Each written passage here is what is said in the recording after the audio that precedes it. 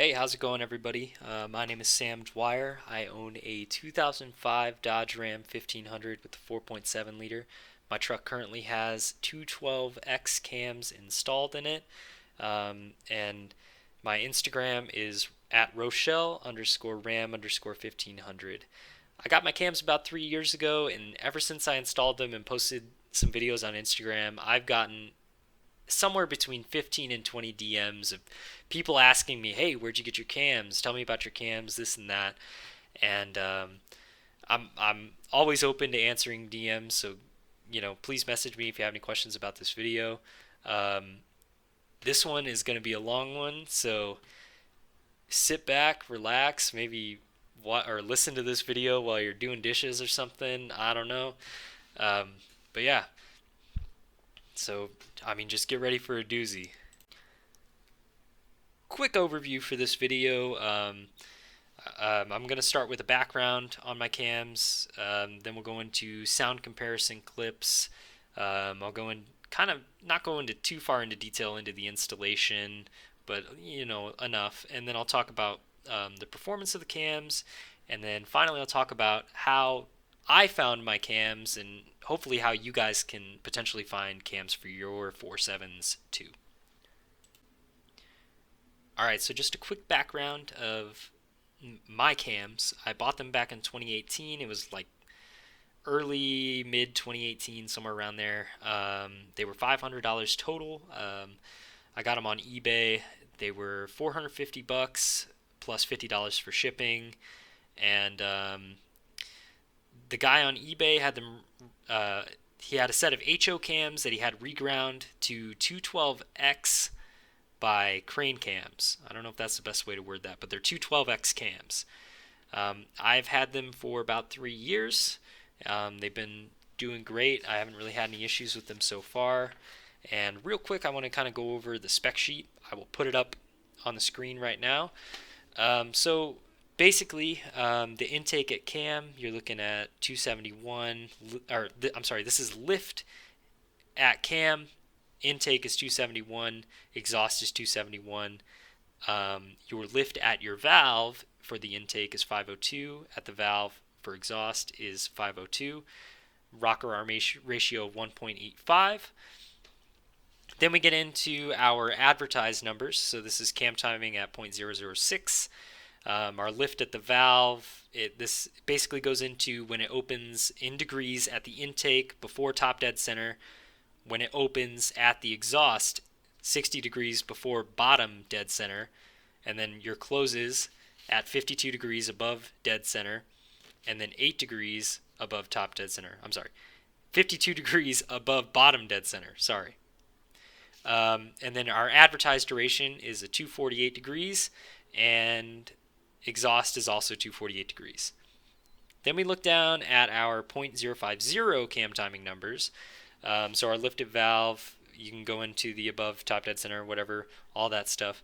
Our max lift at intake is 107 degrees, and we will reach our max lift for the exhaust at 117 degrees.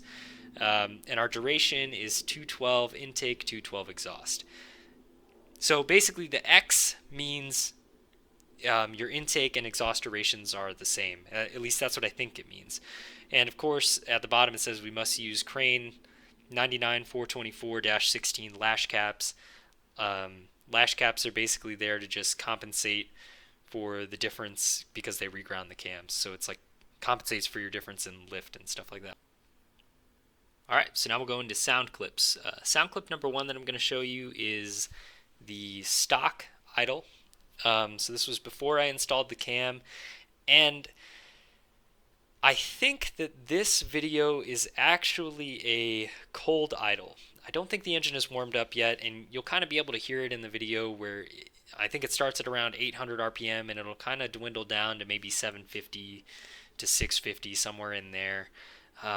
The other videos that I'm going to show you are all going to be warm idle clips. So after driving them around 15 minutes or so, did an idle clip. So we'll get into this, and I'll kind of do some side by sides to kind of show you the sound difference here.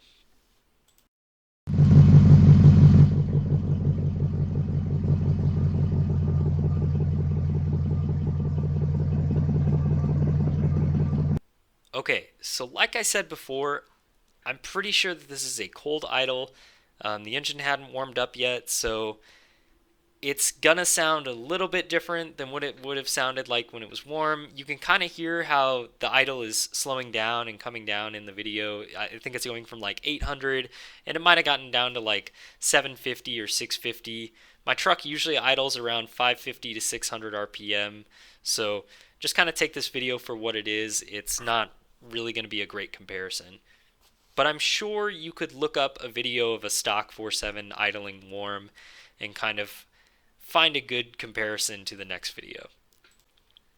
Alright, so this video that I'm going to play next is actually about 2 weeks after installing the new cam. I was kind of trying to let my computer learn its idle and everything, and this is going to have the exact same exhaust setup as the first video, just new cams, and I'll let you guys take a listen.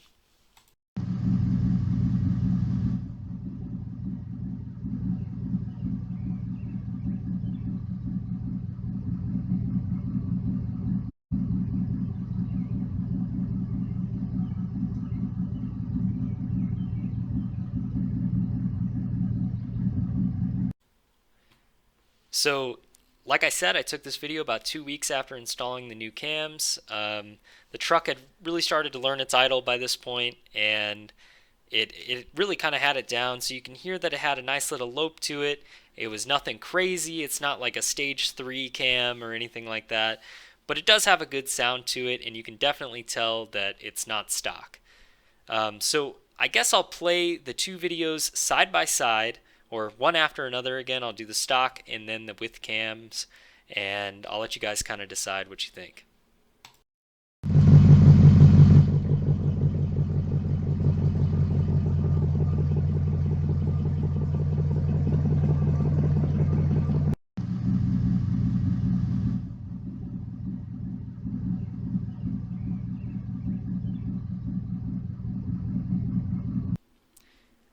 Alright, so about a month or two after installing the new cams, I ended up wanting to get a little bit more sound out of my exhaust. I guess you could say that the truck was kind of growing out of the 1-in 2-out muffler, and I really wanted to do true dual exhaust. At the time, I was really into like the sound of X pipes, and I had a friend who had an X pipe in his Mustang, and I was like, I gotta have an X pipe. And I think in hindsight that was a mistake because it really didn't give me the sound that I was going for, but I still think that it sounds good. It's just much, much harder to actually hear the cams with the X pipe. I'm not sure if that's completely to blame or what, but I'm sure there's other things. I could try high flow cats and things like that and get more sound, better flowing mufflers too might help, but um, at this point, I'm really thinking that it's the X pipe that's taking away a lot of the sound. I'll let you guys take a listen and decide for yourself. Maybe you guys can help me out and give me some advice on what you think I should do. But here it is.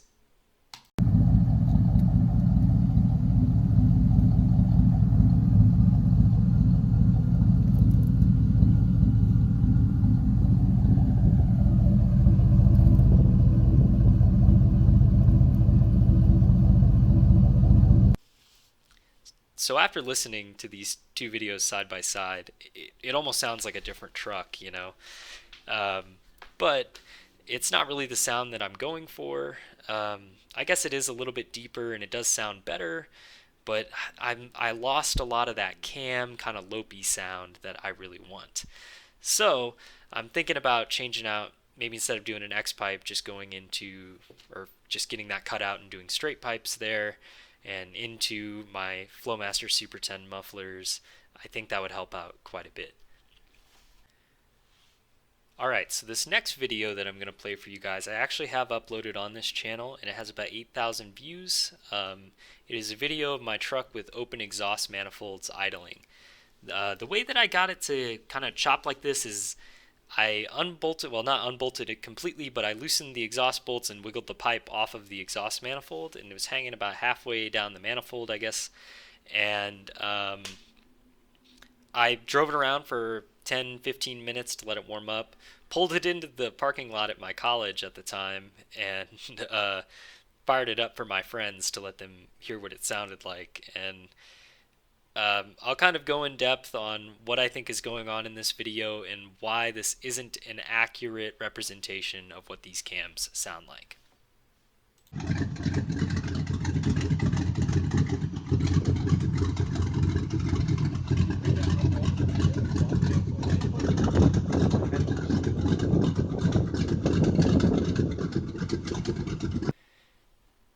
Alright, so this video really speaks for itself. It is chopping and loping like an animal, and I don't really think it sounds good. I think it sounds like a dying tractor, and that's partly because I'm running a super chip tune on it. I don't have an actual proper custom tune for it, and I've gotten away with it for 3 years, but don't worry, I have a custom tune coming. And also, I think that I ran it for 10 to 15 minutes with the exhaust unhooked, basically. So my O2 sensors are like, hey, ECU, we're running very lean.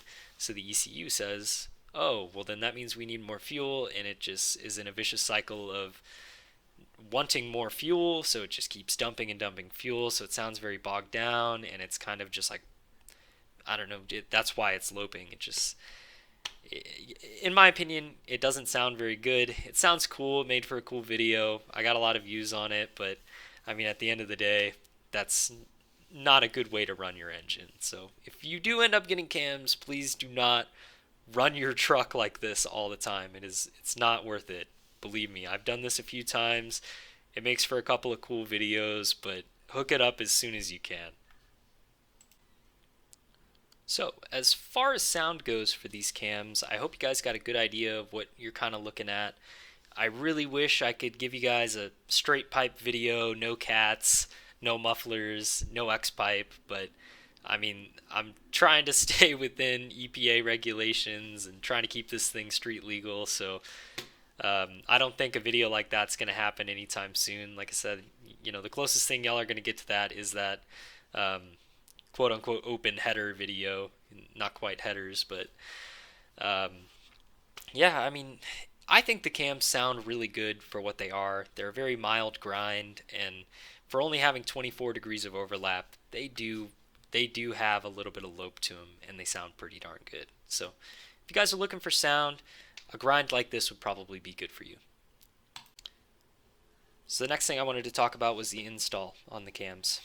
Overall, the install isn't too bad. If you have a good understanding of cars, you've done your own work before, you should be able to knock this out pretty easily. So we'll start with the teardown here. You got to take off your intake, whatever kind of intake you have, cold air intake, stock intake, whatever it is, take it all off. The throttle body can stay on. You'll end up removing everything that's attached to the wire harness for the engine. You'll want to disconnect all those things and try to push the wire harness out of the way as best as you can. So you're going to be unplugging all your sensors, all of your ignition coils, all of your injectors, unplug it all, and kind of what I basically did was kind of, I don't want to say shove, but I lightly coaxed it down underneath where the valve covers are. Next thing that's going to come off, you want to take out all of your ignition coils. That's a pretty easy thing to do. And then the last thing is you want to remove your valve covers on both sides. Some of the bolts that are in the back are a little bit hard to get to. If you have some sort of electric ratchet, probably make this stuff go a lot faster. Alright, so I won't go too in depth on this part, but I will give you guys a little tip for breaking the torque on the cam sprocket bolts. I've seen a lot of different things, people make their own tools, all that kind of stuff. You don't need to do that. Go to AutoZone and rent a tool called the clutch fan holding tool. And this tool is like a spanner wrench basically, but it has a very long shaft on it. And then I think I took like M6 bolts. They were probably like 18, 20 millimeters long. They were pretty long, but they were M6. They were pretty small. And you'll stick those through the holes that are on the spanner pieces of the holding tool. And then you'll put, with those bolts through those holes, you'll stick it through the holes on the sprocket, the cam sprocket on the driver's side of the engine. While holding that with the holding tool, you can break the torque on the one side and then just move your breaker bar over to the other side, keeping your holding tool on the driver's side, and then break the torque on the passenger side. It's really easy. I won't go too in depth on installing the cam. There's a bunch of videos out there on it, but the install really didn't take too long. Actually, it didn't take as long as I was expecting. I was expecting it to take a couple of days, and it really ended up taking between 9 and 12 hours for my buddy and I to knock it out. I worked on the one side while he worked on the other, and especially when you're really not knowing a whole lot of what you're doing, for us to manage to do it ourselves was I guess, makes it pretty easy. It did take us a little bit though. All right. Like I said, you'll need special tools. You'll need that little wood block that I told you to wedge between the timing chain so that it doesn't fall down. And the clutch fan holding tool makes it really easy to break the torque on those bolts. And it also is useful for retorquing the bolts. Of course, you'll need a torque wrench. And then for my cams specifically, they used lash caps to, I guess, make up the difference between the amount of cam that they ground off. That way you're getting the correct amount of lift. So the lash caps basically go right on top of the lash adjuster. So the lash adjuster is underneath your little rocker arm, and there's like a little nipple on there, and these things are made to just fit right on top of it. My lash caps were part number 99424-16, and they're made by Crane Cams. So, all right. So the next thing that we're getting into is performance, and you guys might be surprised what I have to say about the performance of these, but I guess I'll start with the fact that, and this is the most glaring thing about these cams, is your low end is going to suffer. Basically, and I have a few videos of acceleration that I'll put in here at some point, but it really is noticeable in the low end. And I've read about this online where people are having the same issues with these cams, and this might have been a reason why we never really got these insane cam grinds like all these other engines are getting, is because this engine was known for its low-end torque, and when you install cams onto these things, the low end is just gone. But I'll say this, it does pick back up around 3,500 to 3,750 RPM. And it's impressively so. Like, you'll put your foot on the gas and it'll be like climbing slowly, slowly, slowly, and you'll be like, man, this is kind of underwhelming. And then it hits that 3,500 RPM mark, somewhere around there, and it puts you in your seat. And that's what's impressive about these cams is, I mean, it's funny. I mean, like the first time you drove it after like the computer kind of dialed itself in and it did that to me, I was like, oh my gosh, like that's what the cams are supposed to feel like. And man, it was really cool. It was really cool, to be honest. Some things to probably alleviate the whole low end thing. So I'm running the stock torque converter and I'm running stock 355 gears. Both of those things are not helping the fact that the low end of these cams are just completely gone. I'd say at the very least, if you want to get cams like this, have at least 410 gears. I don't think 392 gears would be enough. At least 410 gears, and even maybe so, go up to 456s. And that's at the very least.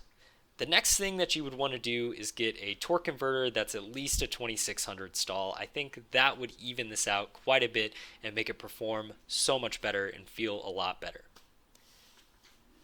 All right, next up I have these acceleration clips. Like I said, I'm running 355 gears, stock torque converters. These are just first gear pulls that I did. So my wife recorded the I guess my speedometer and tachometer, so it's not great. It's not a great recording because the truck is jerking around and she's trying to hold the camera steady. And we didn't quite get up to 60 miles an hour. Like I said, it's a first gear pull. I think we got up to like 47, 48 miles an hour. And it's I'll explain afterwards after you guys see this video. Ready? 1,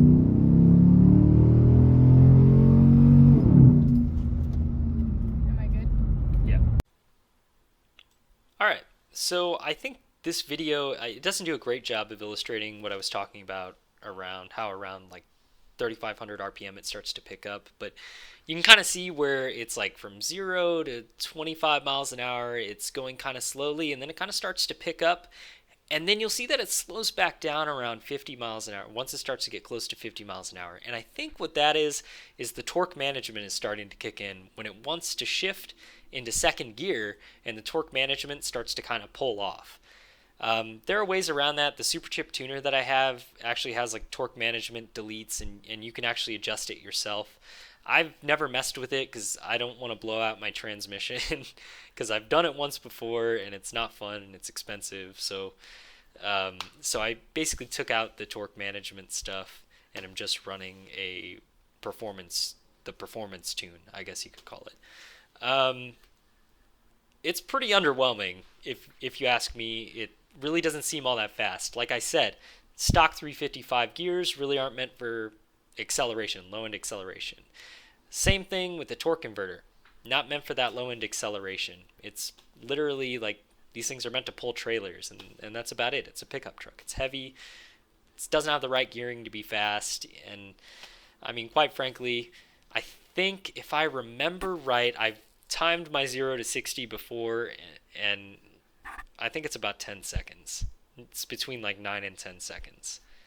Um, Maybe there's something wrong with my truck. I don't know. Maybe my truck isn't responding well to these cams. I don't know. But yeah, I mean, that's a good video to illustrate how your low end is basically going to be once you install cams. So as far as the performance goes for these cams, you can really tell that the low end is not really there, especially if you're running 355 gears and the stock torque converter. Um, I think that'll be one of my next mods will probably be gears, and eventually down the road I'll probably try to get a higher stall torque converter and see where that takes me. But I mean, as you can tell, if you don't have gears and you don't have a torque converter, cams may not be the best thing to do first. It might be better to go ahead and do the gears first and the torque converter. So the final topic we're going to talk about is how to find cams. How I did it was is I scoured the forums every single day, scoured eBay every single day, looking for just listings of 4.7 cams.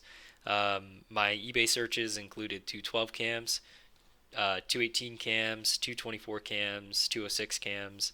I was looking for anything I could get my hands on. And one day these popped up. Guy was selling them out of his Jeep. He had these ground down like 2 years before, and I don't know if he was upgrading to something bigger or if he was getting rid of the project or what. But man, I mean, I got really lucky to find these things. I remember I instantly messaged him, and I bought them like an hour later. I was very, very worried that these were going to get snatched up from under me, and I think I got really lucky placing that order.